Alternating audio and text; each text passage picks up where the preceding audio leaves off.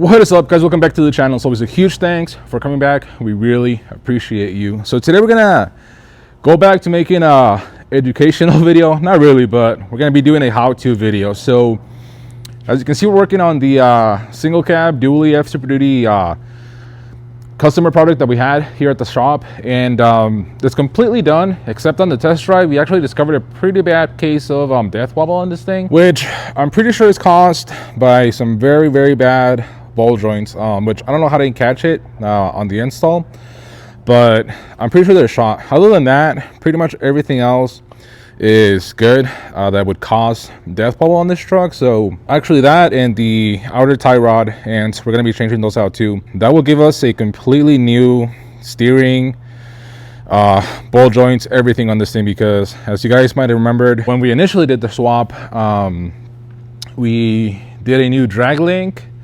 a new outer tie rod, and for the drag link, a new track bar and a new track bar ball joint. So all of those are brand new. It has our fabricated radius arms. So with doing the ball joints, which again, both sides are pretty shot, especially the driver's side. But we're doing the ball joints, and then we're doing those two outer tie rod ends.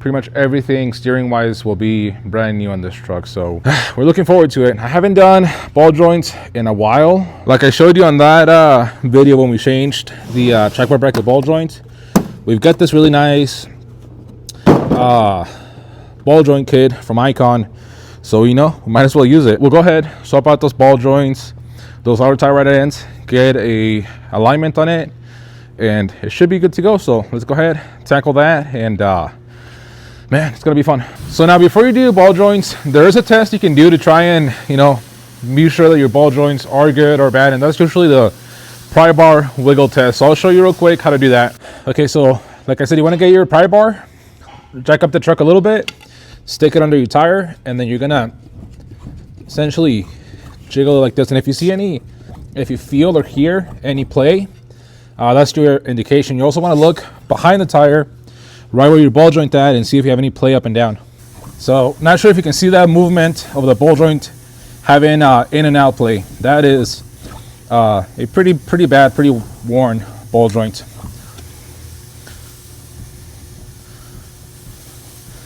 So even right here, I can hear it clunking, which again, it's a pretty bad sign. Now, so this test that we did with the pry bar under the tire and just prying down on that's to check your ball joints. Another test you can do with the truck right here is actually grab the tire from both sides and then just wiggle it like this. That will tell you if your tie rods, outer tie rods and all that stuff is worn out or in good shape. So this one has a little bit of play, but not too much. But since we're already going to be there and taking everything apart, we're going to go ahead and just get those done too, because they do have a little bit of play. So I just want to have everything fresh, new, and try to eliminate all the possible problems that might be giving us death wobble. So, yep. Okay, guys. So we are at the part where we are actually taking stuff off, and obviously you want to start with the tire. But I want to show you something, because we obviously have a dually. So I want to show you something pretty cool about the dually axles that I get asked a lot. A dually axle is just a regular single rear wheel axle with essentially a big old adapter added to it, a spacer, but an actually properly fabricated spacer. And you can just take this off and use this axle in your regular single rear wheel applications. And I believe it also works vice versa. If you want to build a dually, all you got to do is get a hold of one of these adapters, throw it on your axle, throw your dually wheels on, and you're set to go. The rear is a little more complicated. You do want to get an actual dually rear axle or single rear wheel axle, depending on what you want to build. Front, super simple. They're all the same. So to get to the ball joints, we essentially got to take everything from the knuckle forward, outward, off. So we're going to start by taking off the again, the dually adapters, the caliper, and then the rotor, and finally we'll get to take off the bolt, the knuckle, and then press out the ball joints.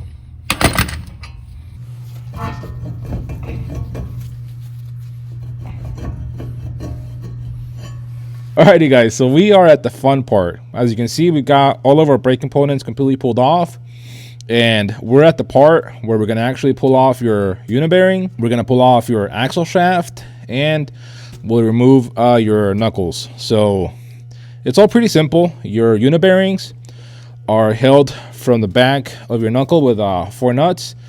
So this one, that one, and 2 down here.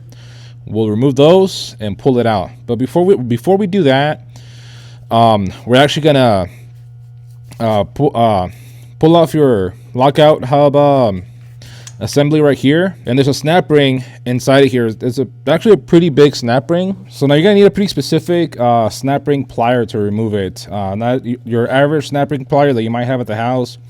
It's probably not gonna get it out. So what I have is this Kimpex 46 1183 40 to 100 millimeter snap ring plier. These get the job done every single time. I believe I got these from Amazon, so I'll try and find them and leave a link down below. Harbor Freight actually has a really nice set now, I believe, too. So if you don't want to wait and you have a Harbor Freight nearby, you know, you can get it right there. The other tool you're gonna need is a Torx bit to remove these 3 bolts on your hub right here. So this is a 27. So anyways, like I said, it's just three little bolts. And this just pulls out. There is an O-ring there, so try to pull out just straight out to not damage it. This one's still in good shape. And then so I don't lose these bolts, we're gonna put them back on the unibearing. We'll set this off to the side on a clean spot so it doesn't get dirty, and we'll move ahead to removing that snap ring. I'll try and show you where it's at and hopefully get a clip of us getting that snap ring out of there. Okay guys, so hopefully you can see in there.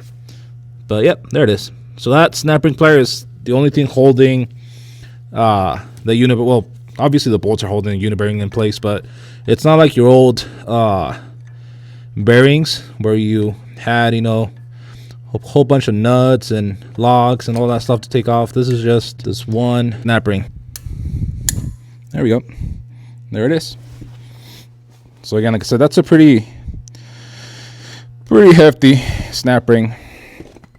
Also, if you're doing this job, you should probably already know how to do brakes. And if you know how to do brakes, you should know that you don't want to leave your caliper just hanging. So we've got it in a bucket. That way we don't have any stress on that brake line.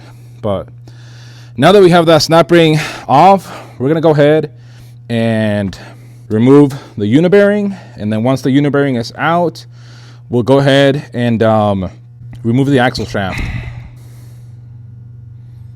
Now, one thing that I'm thinking, actually, I think that it's easier to remove everything with the axle shaft by prying on this thing and pulling everything out than getting this unibearing out by itself. The unibearing is actually pretty hard to get out because of the seal that is between the unibearing and the knuckle. So I might actually put that back on and then do that, because yeah, this thing's pretty hard to pull out. So I'm gonna put that back in, and then we'll break loose those 4 nuts, and then we'll remove that axle shaft with the unibearing. Alrighty guys, so we are at the back of the knuckle, and there's, like I said, there's a nut here, another one over here, and then 2 more on the other side that we got to take off.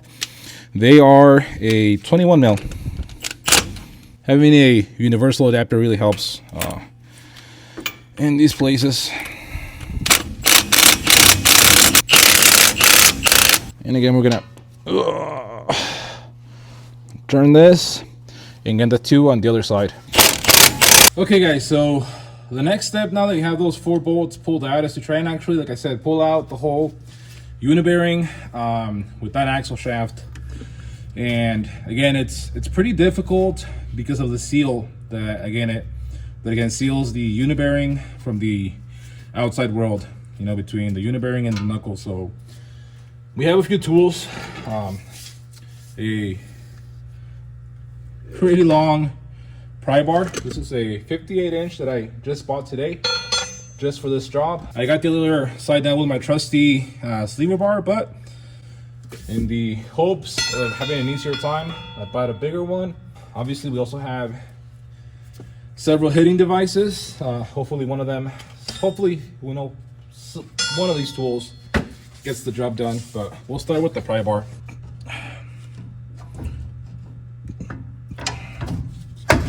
Well, there we go.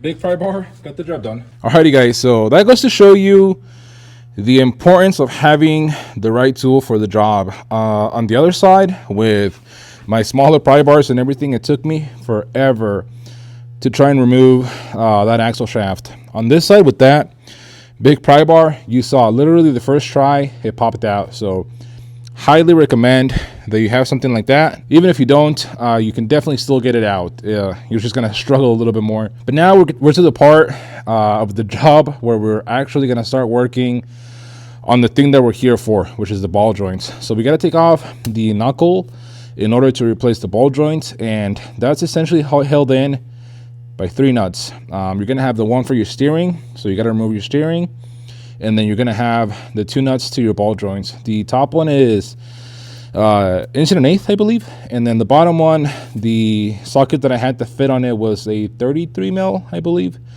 Not sure if it's a standard or not, but that's the biggest one that I had that actually fit, was a 33 mil, and it fit nice and snug, so we sent it. We're gonna go ahead, like I said, remove all of these things, and then we'll take this to the bench and get the ball joints pressed out, get the new ones pressed in, and then I'll show you the difference between a good ball joint and a bad ball joint.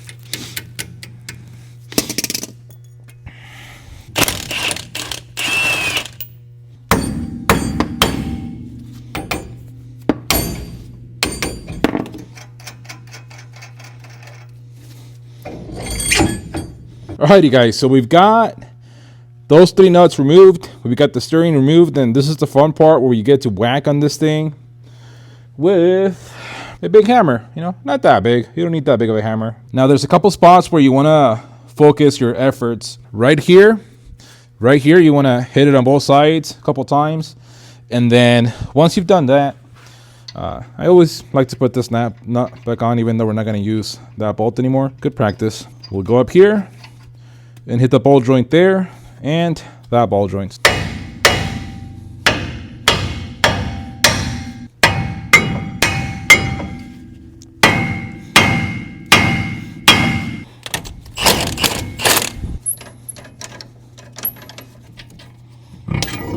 Alrighty guys, so we've got our knuckle on the bench, and the first step is going to be to remove this snap ring from the bottom ball joint. Don't forget that, that's really important.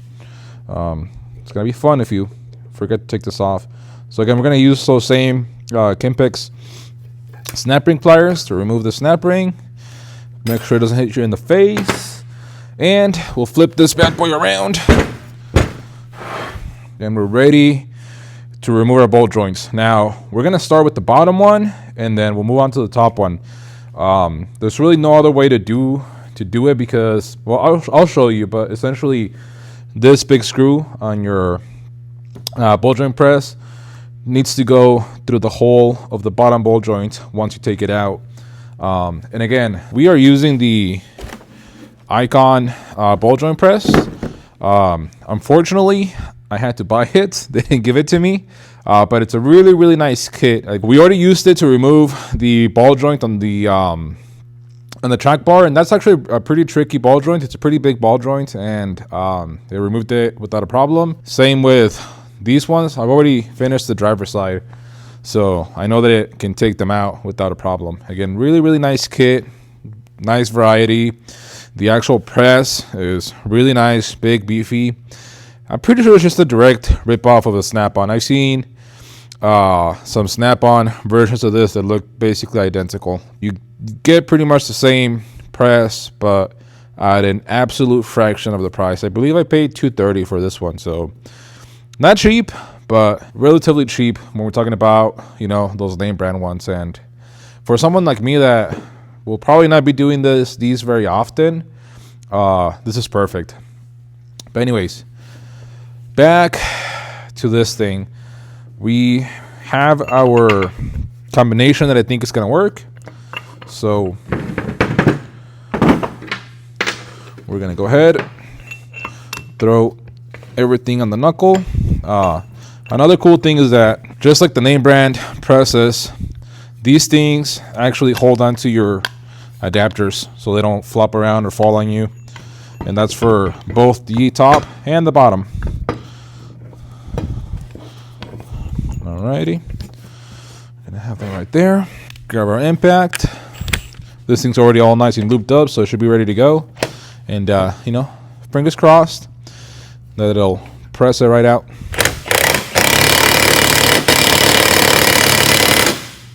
And there we go. Like absolute nothing. Came right out. So same process for the top. And again, this right here is why you want to start with that bottom one.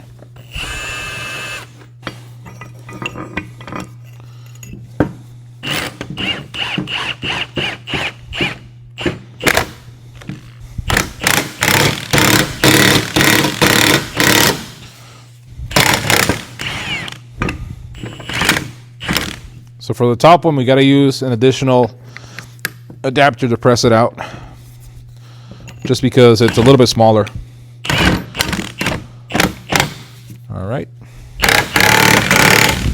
It's a little dark in here. I can't really see. Okay, now we're good. I'm trying to make sure that, you know, it's nice and centered. Make sure that it's not going to hit the knuckle.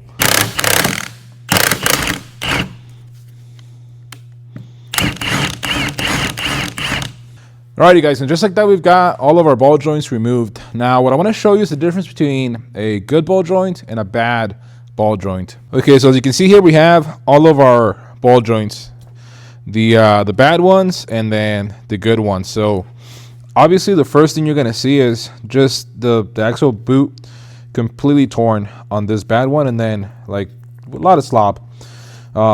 This necessarily isn't as bad. What's really bad is the in and out play, and it's really hard to see, but maybe you can hear it. So you hear that? I think this one's actually not too horribly bad. It was on its way out though. Let's see. Again, this is really hard to really demonstrate, but you're not supposed to hear that. Again, this one's probably the best one out of them all. Like, it's still pretty firm. Like that right there is what a good ball joint, you know, would more or less feel like. But again, it still has a little bit of in and out play. And this one by far was the worst. Like, super sloppy, a lot of in and out play. And sure, I'm sure you guys have seen some worse ones than these ones, but again, these were definitely shot. Now, this is a good ball joint. Obviously, it's brand new. It's a Spicer ball joint. There is, where's the part number? Right there. These are the ones that we're replacing it with. And if you don't know, Spicer is what you know, came originally in the truck,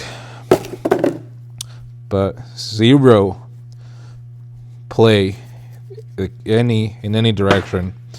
Same with this one, like no play at all. And once you install these in the knuckle, you'll be able to move this, but it's going to be really nice and firm. And again, zero in and out play. That's what you want to see. And again, those are the differences between a good ball joint and a bad ball joint. And again, that test that I showed you at the beginning of the video, that is the easiest way to tell if you have a bad ball joint. And again, if you have any play up and down in that tire, I would definitely just go ahead and replace your ball joints, especially if you can physically see, you know, your boot coming apart like that. Because again, ball joints, pretty much any worn steering component can lead to death wobble, but especially ball joints or like a bad track bar, bracket bushing, or ball joint, stuff like that. All of that can lead to death wobble. And again, this truck had it pretty bad, the worst that I've ever experienced. It was pretty scary. But yeah, now that we have these out, we're gonna press the new ones back in. All we're gonna do is just clean up the holes where they go, and press them in basically in the same sequence that we took them out.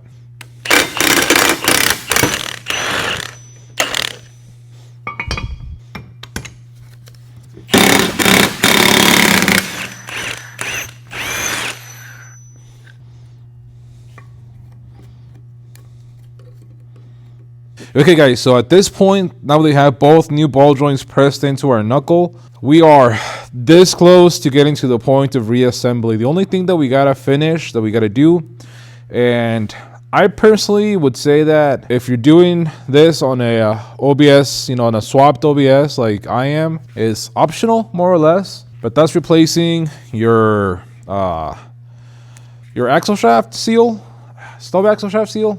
Forget what the actual name for this thing is. But this is again that seal that I told you that seals the unit bearing on the knuckle. And why I say that it's sort of optional is because one of the main purposes to this seal is to hold your vacuum for your vacuum operated hubs. So if you're doing this on a Super Duty, this is definitely a must that you got to replace. If you're doing this again on a truck that you're not using that vacuum operated or feature, then it's not super necessary. Again, I want to make sure that this job is done right. A lot of times these seals, might get damaged or whatnot, or might be old. So just to make sure that unit bearing is perfectly sealed, we're going to go ahead and replace them on this truck. We have our axle over here. So now this is the part where you got to remove the unit bearing from the axle, removing that snap ring like I showed you. So I'm going to go ahead, do that off camera, and then I'll show you how to replace that seal. Alrighty guys, so we've got the seal off, and all it is just hammer, tap it off, and you're good to go. The next step is to install our new bearing, and that's going to go in there just like this. Now, if you're going to be doing this, there is a special tool for this job, and it's actually pretty important because without it, your seal's not going to sit right, and you're probably going to do more damage than good. So this big boy is your special tool. Goes on there just like that, and then you essentially just tap on this until it seats this seal evenly onto our shaft. So yeah, I'm gonna go ahead, do that. I'm gonna do it off camera just because all the banging and everything is just gonna shake the camera, and it's not gonna give us a good picture. I've been meaning to say this. This is a really easy job if you have the right tool. Again, like I said, that big pry bar, our ball joint press, this tool. Again, it makes the job way easier. But anyways, I'm gonna go ahead, get this seal pressed, and I'm probably gonna go home and pick up in the morning. Okay guys, so now we're at the actual part of reinstallation. We're on the home stretch, and as you can tell, we have the knuckle back on the axle, but they have a pretty specific torque sequence that they want you to follow. Luckily, they provide instructions on that. So what they want you to do is torque the lower nut to 35 foot-pounds, then the upper one to 70 foot-pounds, and then retorque the lower one to 140 to 160 foot-pounds. So we're going to go ahead and do that right now.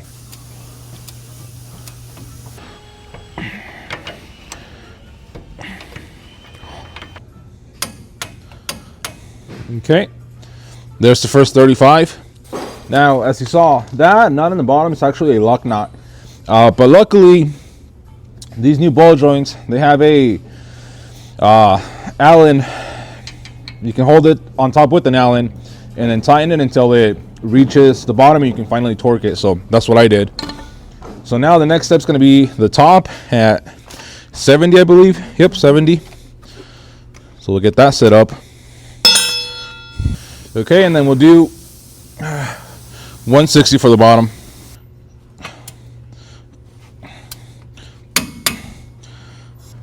Okay guys, and just like that, your ball joints are fully installed. So now all it is putting everything back together.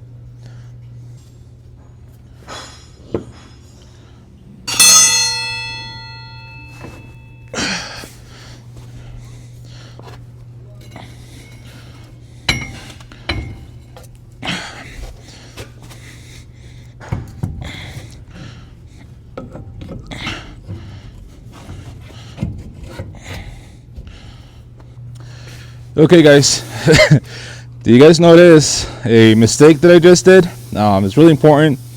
Don't do it yourselves.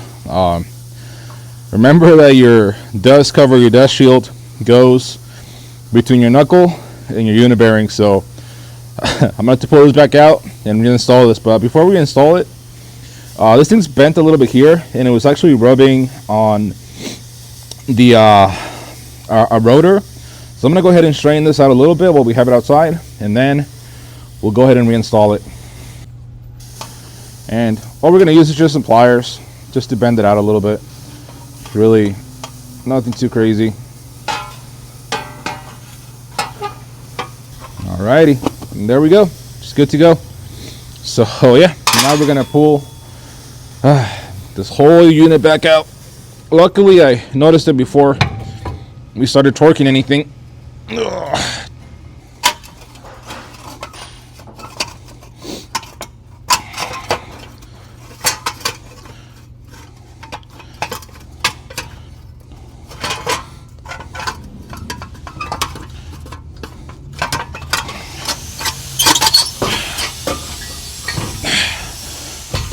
Now this is the perfect time to trim this little pigtail for your speed sensor if you're doing this on a swap like we are, since we don't need that speed sensor anymore.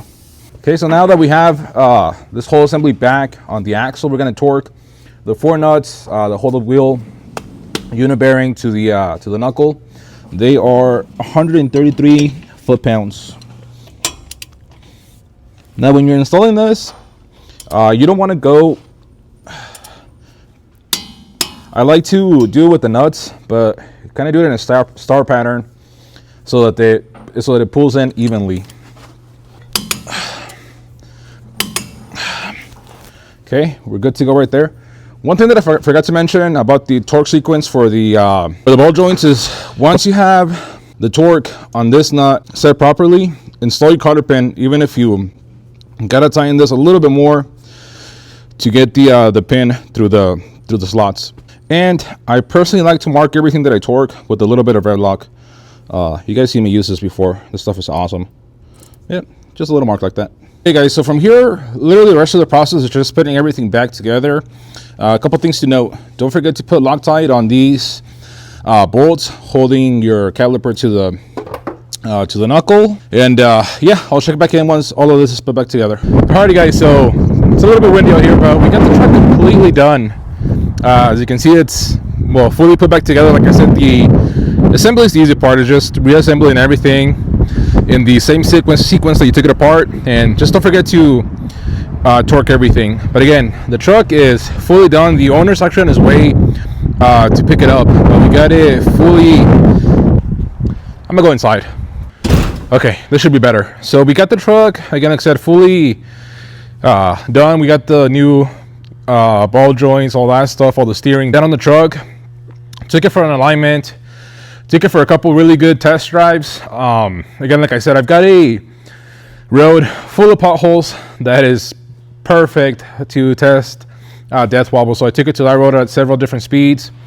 We're good to go. And again, like I said, the owner's going to be here in a couple hours, probably even less than that to pick it up. So definitely super excited to see that truck go home. It did give me more problems than usual, but again, that's the beauty of doing stuff like this. You know, you always got to make sure, you know, you're always learning, you know, trying new things. I've encountered death wobble a couple times on my personal truck and always got it resolved. Really glad that we were able to do the same thing for the F Super Duty. And I mean, yeah, we're good to go. The only thing that truck needs now is just a better set of leaf springs on the rear, and I'm going to be doing some research on that. I'm pretty sure that we can use regular F350 leaves on it. But again, like I said, I'm going to do some research, talk to the customer, and see if it's something that he's interested in. You know, and who knows, maybe we might even try and make a kit for the OE Plus leaf springs on the F Super Duties. I think that'd be definitely a huge improvement. But yeah, guys, again, thanks for watching. Hopefully you learned something. If you have any questions, leave them down below. Leave a like. Don't forget to subscribe, and we'll see you for the next one.